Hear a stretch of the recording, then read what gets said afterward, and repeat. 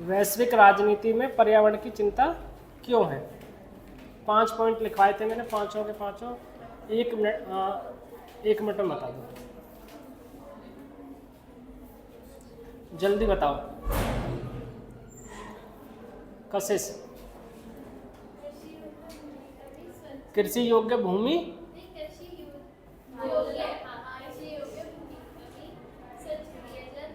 स्वच्छ पेयजल की कमी, वनों की अत्यधिक कटाई, समुद्र तटीय बढ़ता प्रदूषण,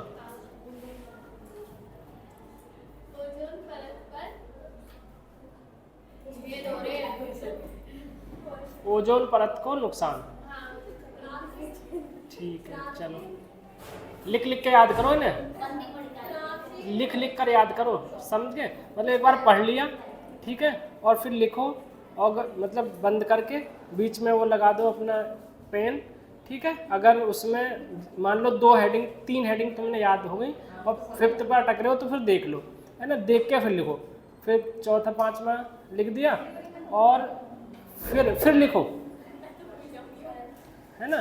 कम से कम 3-4 बार जो हेडिंग्स हैं, कम से कम उनको हेडिंग्स हैं उनको तो इतना कंठस्थ कर लो कि मैं सोते में भी, मतलब कोई उठा देना तुम्हें, है ना, सोते में भी उठा दे, है ना, और सोते में भी पूछ ले तुमसे कि हाँ भाई खतरे के, हाँ ये तुम्हारे ऊपर गिर, ये तुम्हारे ऊपर गिर रही है ये।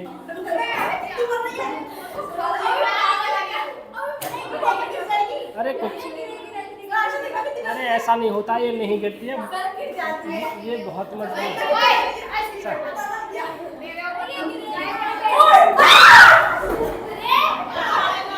पागल वागल तो नहीं हो तुम, सीधी बैठो, नहीं गिर रही है।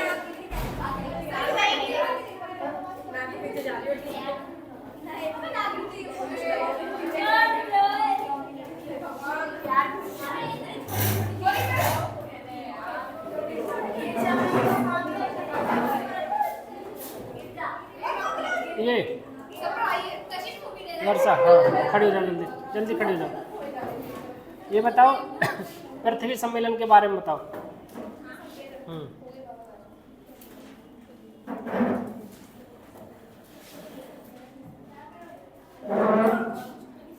और क्या पूछो, बताओ, तुम्हें क्या पता है वो बता दो।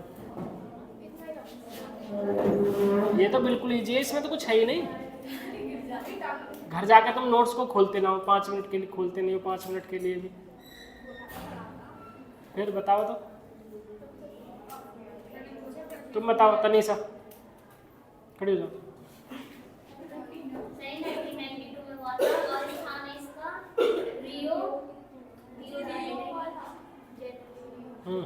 और ये ब्राजील में है।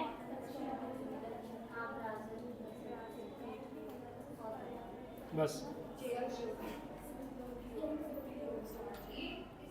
बात बना कहते रहो, बस बात बनवा लो, है ना।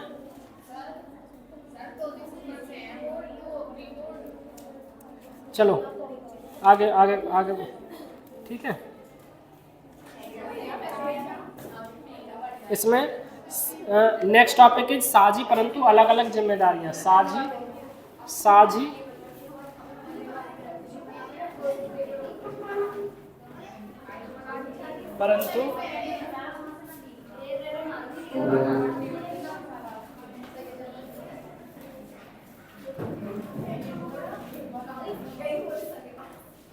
परंतु अलग अलग जिम्मेदारियां।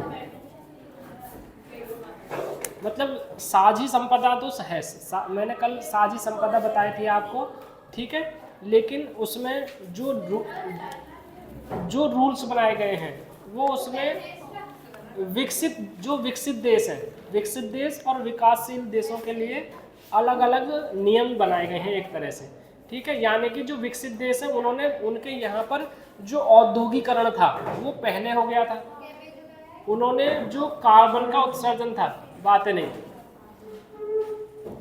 जो विकसित देश हैं उनके यहाँ औद्योगिकरण पहले हो गया था, तो उन्होंने कार्बन का उत्सर्जन बहुत ज़्यादा किया, ठीक। अगर वो अब विकासशील देशों से ये कहें कि आप औद्योगिकरण कम करिए या कार्बन का उत्सर्जन कम करिए, है ना, तो ये तो मतलब भेदभाव होगा कि आपने पहले आपके यहाँ औद्योगिकरण हो गया, आप विकसित हो गए, लेकिन अब हमें मना कर रहे हो कि आप औद्योगिकरण करके मतलब कार्बन का उत्सर्जन ना करें। कार्बन के उत्सर्जन का मतलब है मतलब जो पर्यावरण को चीज़ें नुकसान पहुंचाती हैं एक तरह से, है ना। तो जो बहुत सारी गैसेज है, ग्रीन हाउस गैसेज है ना, ग्रीन हाउस गैस में जैसे क्लोरोफ्लोरोकार्बन है, कार्बन डाइऑक्साइड है ना, इस तरीके से की जो 6 गैसें होती हैं जो ग्लोबल वार्मिंग के लिए जिम्मेदार होती हैं, उनका उत्सर्जन कम से कम करें। तो विकासशील देशों ने इस चीज़ का विरोध किया था कि ये नियम हमारे लिए सही नहीं है। तब विकसित और विकासशील देशों के लिए अलग अलग नियम बनाए गए थे। इसीलिए ये कहा गया है इसमें कि साझी परंतु अलग अलग जिम्मेदारियां, साझी परंतु मतलब सबको मतलब पार्टिसिपेट तो सबको करना है, लेकिन जिम्मेदारियां थोड़ी थोड़ी अलग अलग हैं। ठीक है, ये है इसमें। ठीक, तो इसमें एक ये लिख लो, यहाँ से आ सकता है क्योटो प्रोटोकॉल। नेक्स्ट हेडिंग डालो क्योटो प्रोटोकॉल।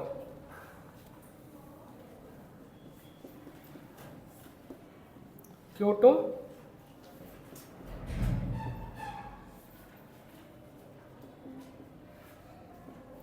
ठीक, क्योटो कहाँ पर है? जापान में। कहाँ पर है ये? प्रोटोकॉल का मतलब होता है कि कुछ नियम बनाना। प्रोटोकॉल का मतलब क्या होता है? नियम, कुछ नियम जिनका सभी के द्वारा पालन किया जाएगा। ठीक है,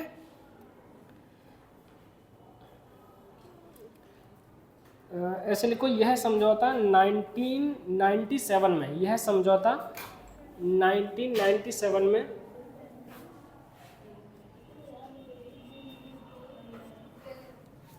जापान के क्योटो में हुआ था। जापान के क्योटो में हुआ था। लिखूं क्या? जापान के क्योटो में हुआ था। यह एक अंतरराष्ट्रीय समझौता है। यह एक अंतरराष्ट्रीय समझौता है। ठीक, इसके अंतर्गत औद्योगिक देशों के लिए, इसके अंतर्गत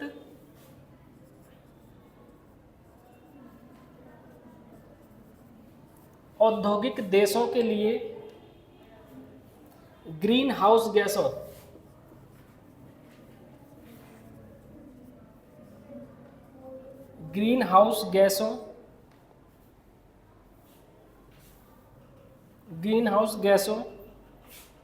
के उत्सर्जन को कम करने, ग्रीन हाउस गैसों के उत्सर्जन को कम करने के लक्ष्य है।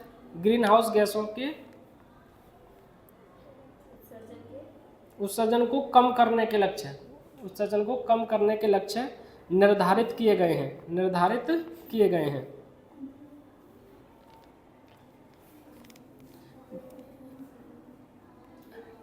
Carbon dioxide,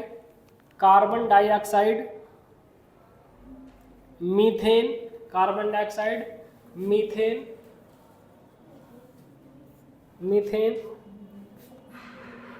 hydrofluorocarbon,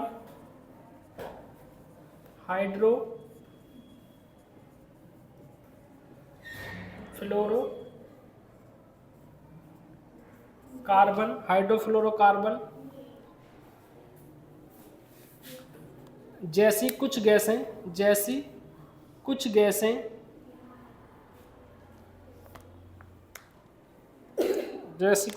green house गैसें हैं।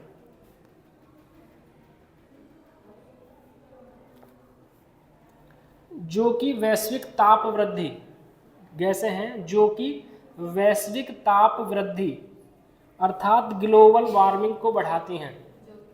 जो कि वैश्विक ताप वृद्धि अर्थात ग्लोबल वार्मिंग को बढ़ाती हैं। ठीक है, क्योटो प्रोटोकॉल से एमसीक्यू में या फिर 2 मार्क्स में जो क्वेश्चन आ सकता है ये आ सकता है। तो आपको ये याद रखना है, जो क्योटो प्रोटोकॉल है, ईयर याद रखना है, 1997 में हुआ था। क्योटो यानी कि जापान में हुआ था, एक अंतर्राष्ट्रीय समझौता है। और इसमें क्या किया गया था, मतलब जो ग्लोबल वार्मिंग के लिए जिम्मेदार गैसें हैं, वैश्विक तापन के लिए जिम्मेदार गैसें हैं, उनका उत्सर्जन कम से कम किया जाए।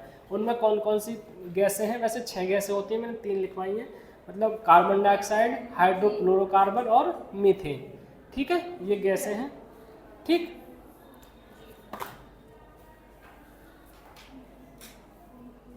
पहले फ्रिज में भी आती थी वो गैस CFC, है ना, क्लोरोफ्लोरोकार्बन।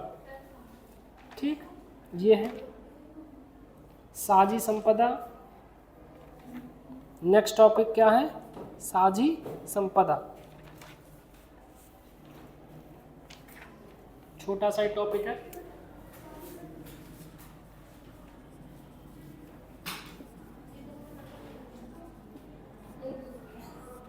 साझी संपदा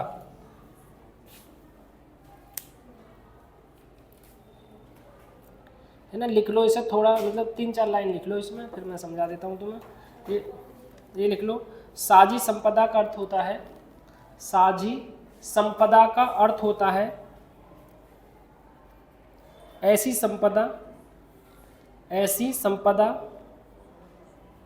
जिस पर किसी समूह के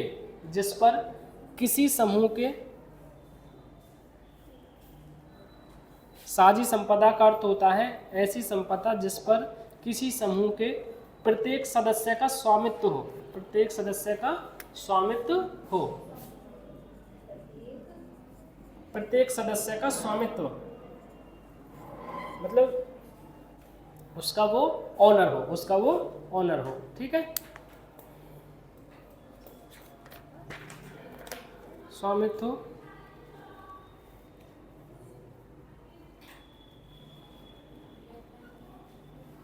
और एक नेक्स्ट पॉइंट, नेक्स्ट लाइन से लिखें, ऐसे संसाधन की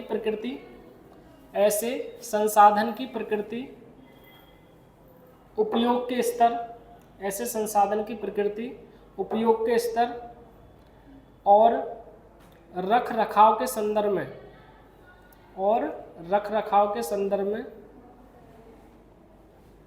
समूह के हर सदस्य को, रखरखाव के संदर्भ में समूह के हर सदस्य को समान अधिकार प्राप्त होते हैं, समान अधिकार प्राप्त होते हैं और समान उत्तरदायित्व निभाने होते हैं, और समान उत्तरदायित्व निभाने होते हैं।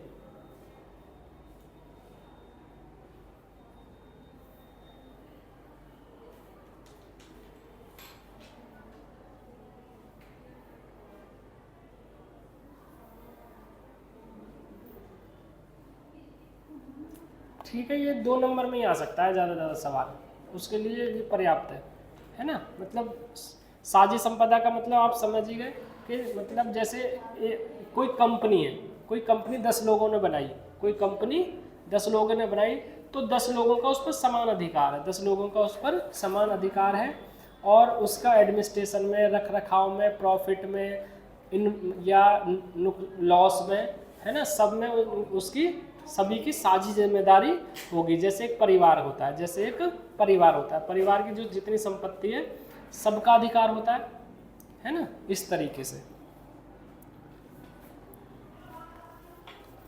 अब है पर्यावरण के मसले पर भारत का पक्ष, पर्यावरण के मसले पर भारत का पक्ष।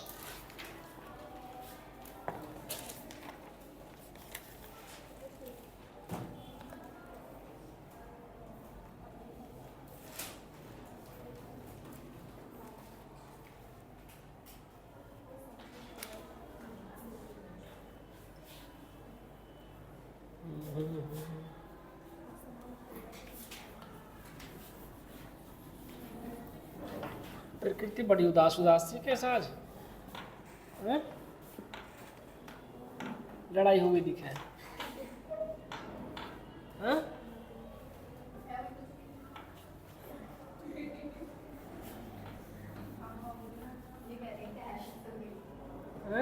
किससे हो गई?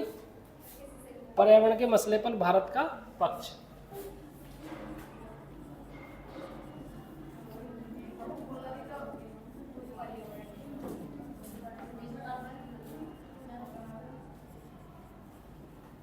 भारत का पक्ष।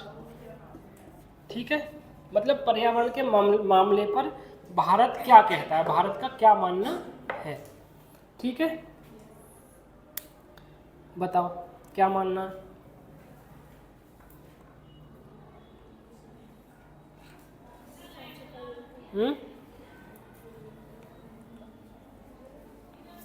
थोड़ा सा बताओ, पढ़ के आए थे तुम?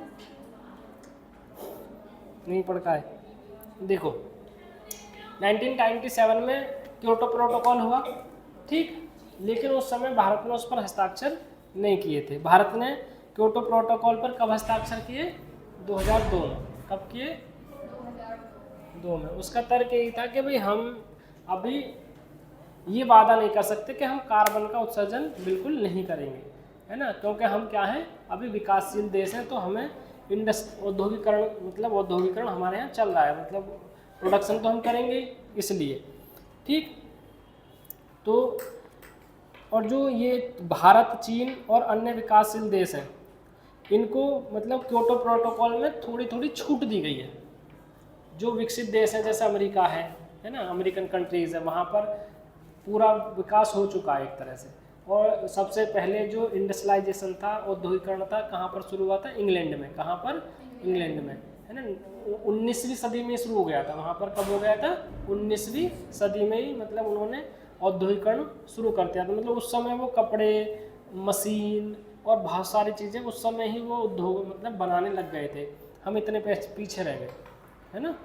ठीक, मतलब भारत उस समय अप्रोक्स 19वीं सदी के शुरुआत में अप्रोक्स सारी जीडीपी का 40% भारत का पार्टिसिपेशन होता था, लेकिन बाद में हम बहुत ज़्यादा पिछड़ते चले गए। जीडीपी, है ना, तो ये देखो छूट दी गई है इसमें क्या है, मतलब जो गैसों का उत्सर्जन है वो आप एक लिमिट तक कर सकते हो। गैसों का मतलब क्या छूट दी गई है, एक तरह से जो गैसों का उत्सर्जन है वो एक लिमिट तक किया जा सकता है। ठीक है, और ये कह रहा है औद्योगिकरण के दौर को मौजूदा वैश्विक ताप वृद्धि और जलवायु परिवर्तन का जिम्मेदार माना जाता है। जो औद्योगिकरण है उससे क्या हो रहा है? वैश्विक तापमान में वृद्धि हो रही है। क्या हो रहा है? Global warming. अच्छा, ग्लोबल वार्मिंग जो बढ़ रही है, मतलब वैश्विक तापमान जो बढ़ रहा है, उससे नुकसान क्या होगा?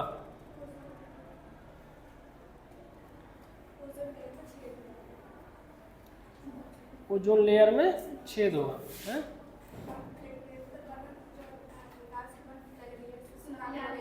हाँ, मतलब जो ग्लेशियर पिघलेंगे, जलवायु परिवर्तन होगा।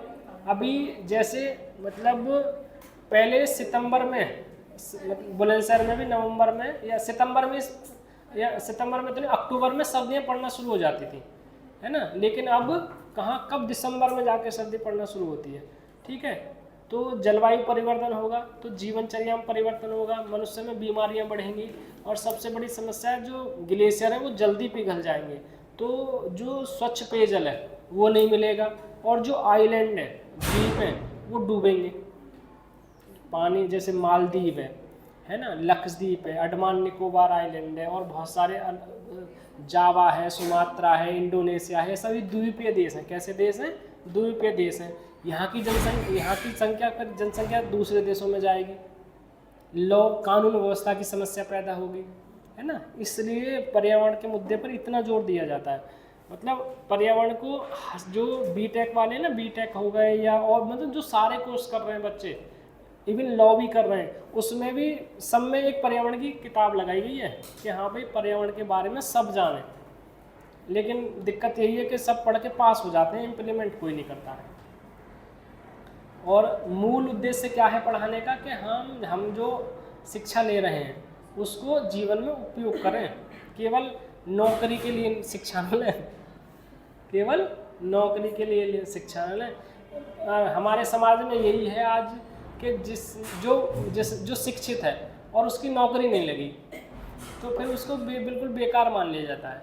उसकी जो शिक्षा है जीरो है ना, ये समाज का मानना है ना। कोई फायदा नहीं है कि इतना पढ़ा, इतनी पढ़ी नहीं लगी, है ना।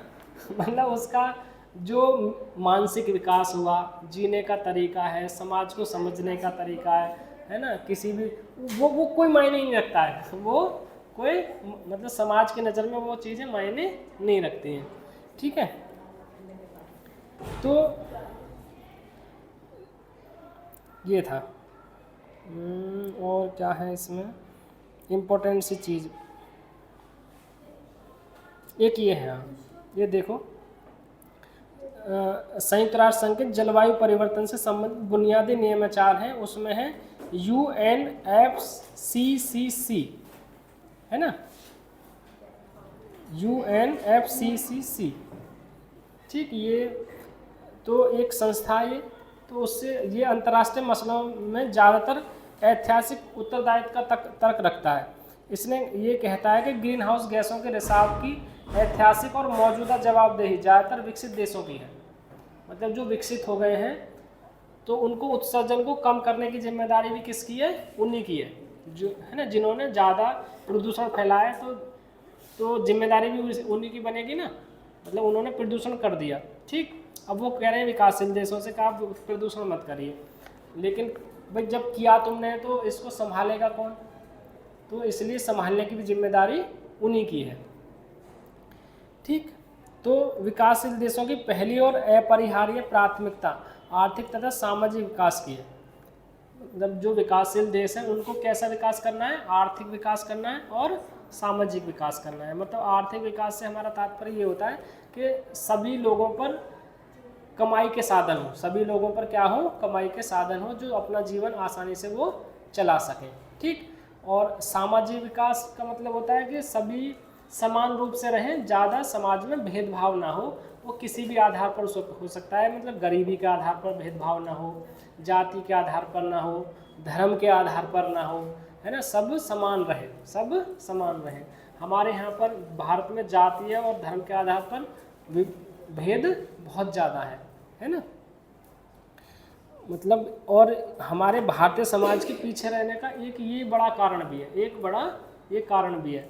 मतलब आपने ये देखा होगा, मैं किसी को इंडिविजुअल नहीं कह रहा हूँ, जैसे पंडित हैं, है ना, कि ये चौबीस जी हैं, ये पांडे जी हैं, ये द्विवेदी हैं, ये चतुर्वेदी हैं, है ना, और उनमें भी पता क्या कहते हैं, मतलब कई कास्टों में मैंने ये देखा है कि ये हमसे नीचे वाले हैं।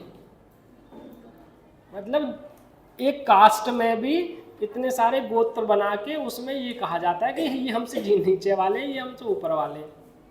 मतलब समान नहीं मान सकते कि हाँ भाई हम ये माने कि सभी समान है ना, इस तरीके से। तो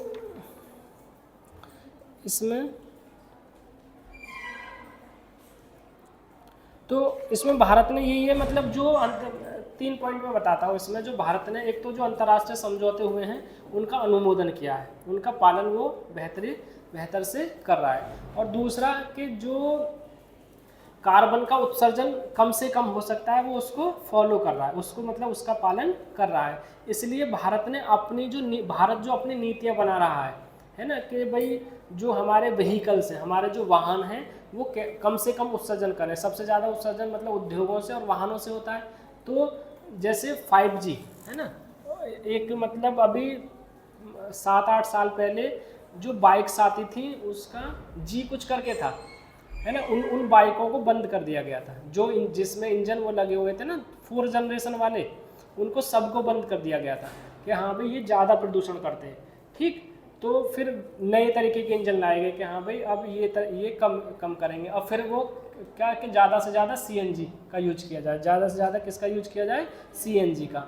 और फिर CNG से भी किस पर आ रहे हैं, इलेक्ट्रिक वाहन पर, है ना, किस पर आ रहे हैं हम, इलेक्ट्रिक्स वाहन पर, कि हाँ भाई जो पर्यावरण को कम से कम नुकसान हो, क्योंकि डीजल हो गया, पेट्रोल हो गया, कोयला हो गया, ये सबसे ज़्यादा नुकसान पहुँचाते हैं, है ना। और भारत में तो दिक्कत ये है कि जिसकी पुरानी से पुराना स्कूटर है, स्कूटी है, कार है, मतलब इतना सारा धुआं देती रहेगी वो, है ना, और फिर भी 50 रुपये में उसका प्रदूषण का सर्टिफिकेट बना के दे देते हैं अगर कि हाँ भाई ये सही है।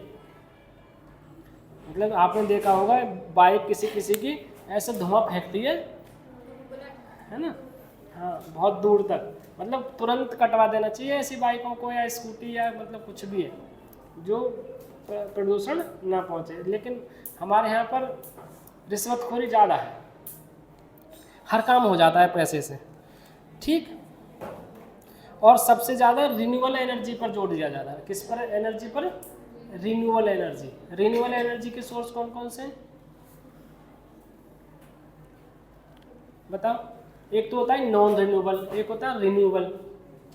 नॉन रिन्यूएबल बताओ और रिन्यूएबल बताओ।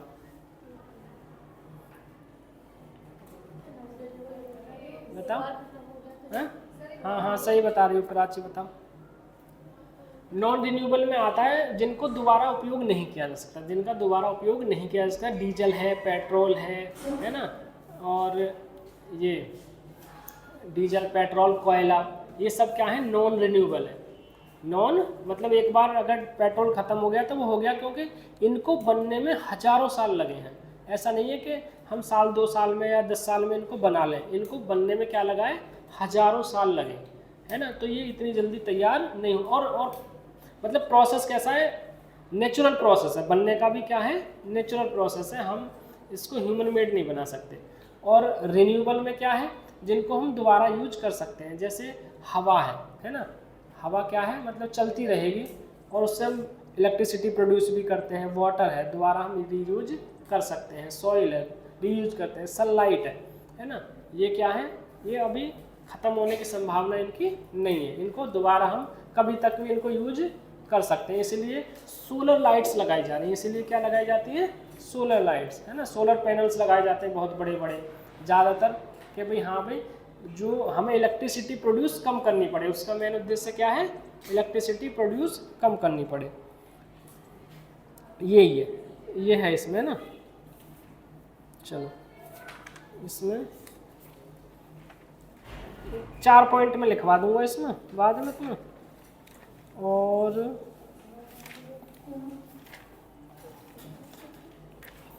कल तुम्हारा ये खत्म हो जाएगा। तुम लिख लोगे इसमें? हैं? तुम लिख लोगे ना? 5 पॉइंट लिख लेना इसमें। अरे यस या नो? हाँ इसमें से लिख लेना, ठीक। कल मैं चेक करूँगा, कल लिख लेना बस, ठीक है। तो इतना ही रहने दो, आज बहुत है। आज वैसे भी उदास उदास उदास से चेहरा लो, देखो प्रकृति का, देखो उदास चेहरा। आज ये लड़की किसी बात को लेकर कुछ परेशान है, बोल नहीं रही है। बबीता तो सो ही रही है, रात सोई नहीं थी ये। बबीता चेहरा दिखा दे। हैं? बबीता तो बिल्कुल क्या कोमा में चली गई दिखे।